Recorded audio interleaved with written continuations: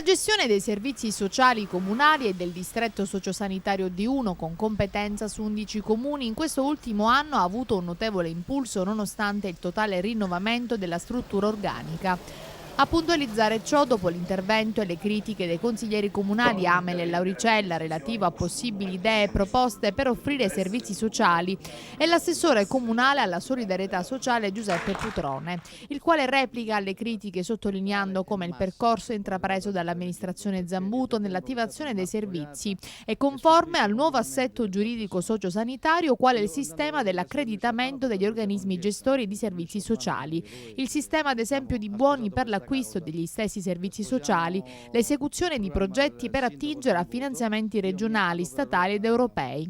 Putrone, attraverso un comunicato stampa, evidenzia tutti gli interventi messi in moto dal Comune per agevolare i soggetti e le famiglie in condizioni di disagio economico. Importante, sottolinea Putrone, anche il progetto di inclusione sociale Il Ragno, finanziato dalla Regione con i fondi europei in favore di 80 soggetti selezionati mediante avviso pubblico, e quello ancora in fase di attivazione cosiddetto Universo Minori, finanziato dalla legge 328/2000, che riguarda in ambito distrettuale l'apertura di centri aggregativi e laboratori tematici territoriali, educativi e formativi.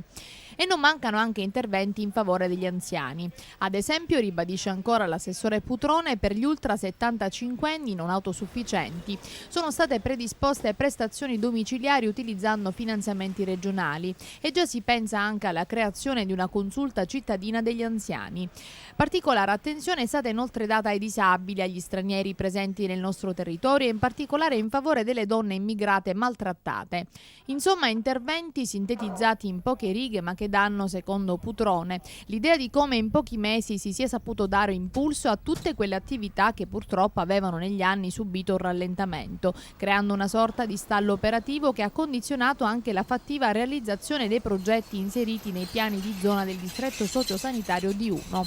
Ecco perché l'assessore ritiene ingenerosa la presa di posizione di Amel e Lauricella nei confronti di un settore comunale che può anzi definirsi il fiore all'occhiello dell'amministrazione Zambuto.